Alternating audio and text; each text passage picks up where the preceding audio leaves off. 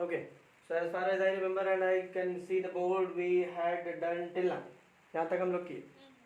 हाँ भैया। इसमें किसी को दिक्कत है अभी तक कि मैं यहाँ पे किसी को परेशानी है तो वो बेझिझक बोल सकता है।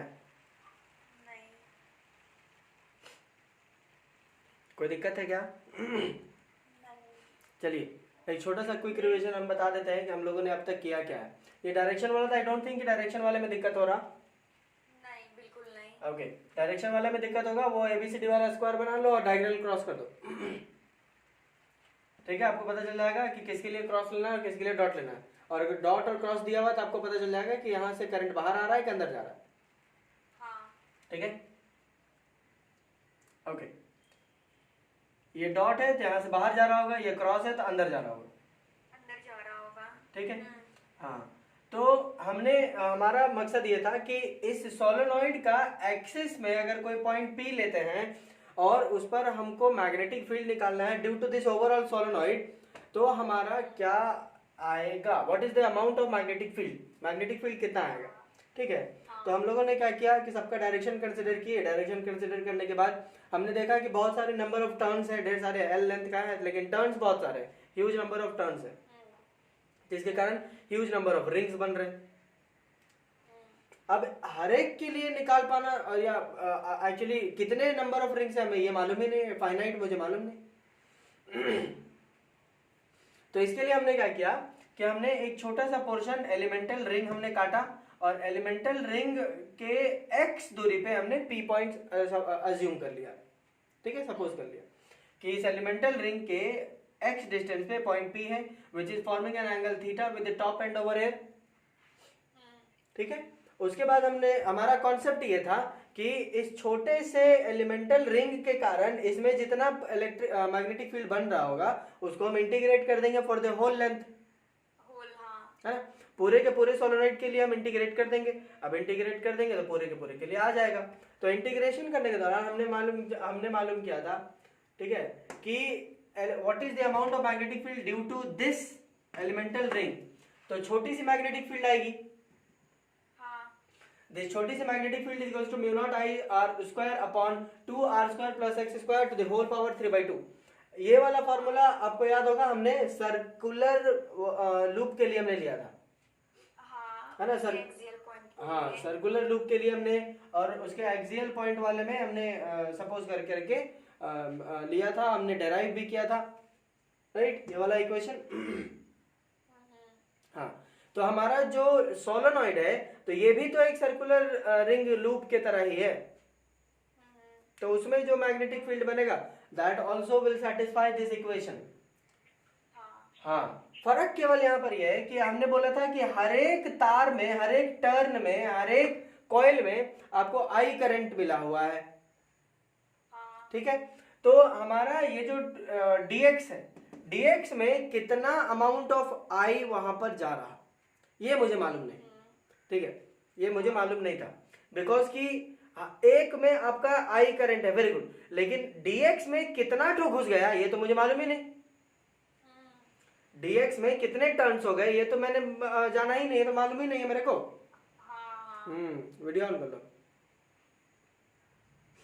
चलिए, तो सिंस कि मुझे ये मालूम ही नहीं है कि कितने अमाउंट ऑफ टर्न्स हैं, कितने नंबर ऑफ टर्न्स हैं इस dx में, तो अब हम इसको डायरेक्टली नहीं बोल सकते कि इसमें इतने सारे करंट जा रहे होंगे, बिकॉज अगर मालूम होता 3 है, 4 है, 5 है तो 5i, 6i, 7i बोल देते, लेकिन मालूम ही नहीं है कितने हैं। ठीक है, तो उसके लिए हमने बोला था कि लेट अस सपोज दैट कि अगर हमारे पास l लेंथ में n टर्न्स है, सॉरी 1 यूनिट लेंथ में n टर्न्स है, तो l में कितना होगा, nl टर्न्स होगा। ठीक है, isn't it? और उसके बाद हमने ये जाना था कि एक टर्न में आपके पास आई करंट है, तो nl टर्न्स में nl आई करंट होगा, और इसी nl को तो आई डैश हम मान रहे थे इफेक्टिव इलेक्ट्रिक करंट, है ना, तो I dash is equals to nl I. अब ये l क्या है, हमने तो dx माना था ना, तो यहाँ l के जगह पे dx कर देंगे, dx हो जाएगा, dx में n dx, है ना, ये हो रहा था। तो फिर हमने i के जगह पे i डैश का वैल्यू हमने पुट किया n dx i, ठीक, n dx i हाँ 1r²। इस तरीके से करके हम लोग फाइनली इक्वेशन हमारा यहाँ पर आके रुका था कि integration of db b is equals to integration over here is mu naught n dx i r² upon 2r² plus x² to the whole power 3/2, ठीक है।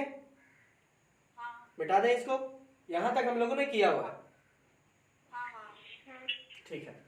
तो हम मिटा दें,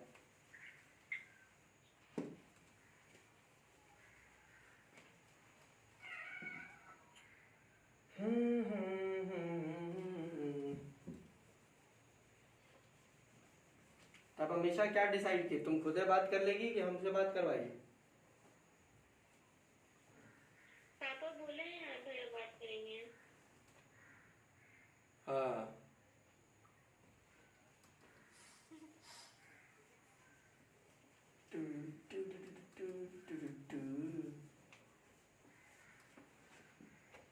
ओके चलो ध्यान से देखो, हमने क्या निकाला है कि b is equals to integration of mu naught n dx i r² upon 2r² plus x² का होल पावर 3/2।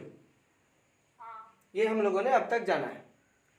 अब दिक्कत ये है ना जाने मन यहाँ पे कि इंटीग्रेट तो मुझे करना है, इंटीग्रेट करना है, और इंटीग्रेशन के लिए मुझे चाहिए होते हैं लिमिट्स।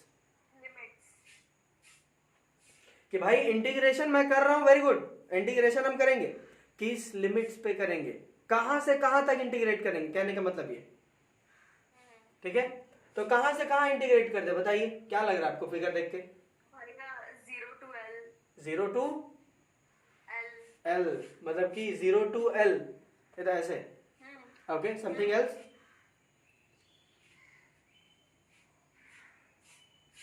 और कोई?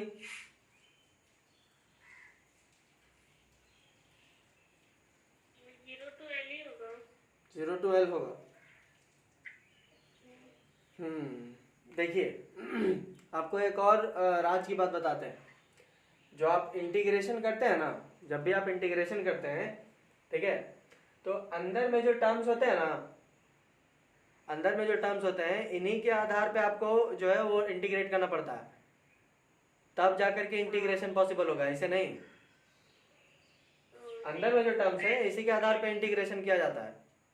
आप अलग से आप अलग से अगर लेकर करना चाहोगे तो आपके लिए बेहद ही मुश्किल हो जाएगा वो। मतलब कहने का मतलब ये है कि आप कुछ तो यहाँ पे अंदर में ऐसा होना चाहिए जिसको आप इंटीग्रेट करेंगे तो वो चीज पूरा का पूरा कवर हो जाए। तो आपको यहाँ पे क्या लग रहा है बताइए, आपको हिंट भी बता दिएगा, अंदर वाले में से ही कुछ करना है। बोलो क्या लिमिट रख दे? रुकिए भैया देख लो, अच्छे से देख लो। नहीं पता। बोलो और कोई क्या लिमिट रख दे बताइए।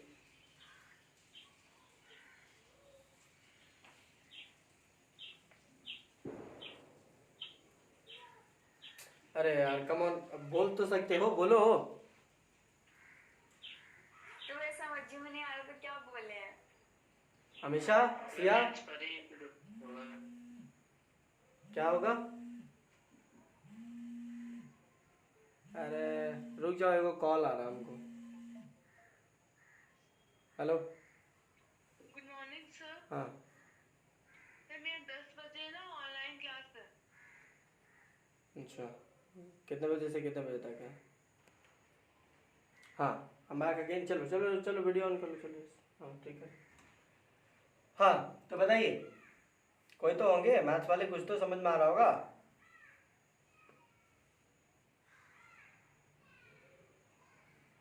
चलो बोलो।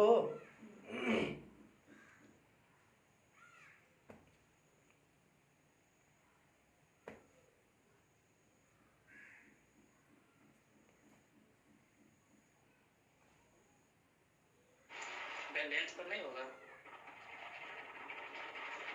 वो भी तो लेंथ पे बोली। लूप्स पे होगा। नंबर ऑफ लूप कहाँ से मिला? एन छोटा एन। तो वो तो number of loop per unit length के लिए है ना, वो पूरे के लिए तो नहीं है। और वैसे भी ये तो कांस्टेंट हो जाएगा रे, एन तो कांस्टेंट है, हाँ। इंटीग्रेशन के बाहर करेंगे इसको। निकल जाएगा हाँ, और एन तो वैसे भी नहीं होगा। बच्चा कुछ हो रहा है। चलिए ठीक है, हम बताते हैं। चलो देखो, देखिए इंटीग्रेशन में ना मुझे उन लिमिट्स के आधार पे एक्चुअली उन टर्म्स को लिमिट्स रखना चाहिए जिसको अगर हम वेरिएट करें, अगर उसको हम वेरिएट करें तो पूरा आपको जो जिसके अलोंग आपको इंटीग्रेशन करना है, जोड़ना है, वो पूरा का पूरा लेंथ कवर हो जाए। ठीक है, तो देखिए इसमें हम लोग क्या कर सकते हैं ना, इसमें हम लोग क्या कर सकते हैं कि इस dx का लेंथ हम धीरे धीरे इंक्रीज कर सकते हैं।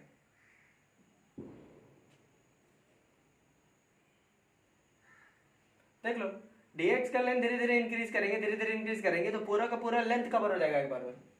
हाँ हाँ एक टाइम ऐसा आएगा कि पूरा लेंथ कवर हो जाएगा। पहला ऑप्शन हमारे पास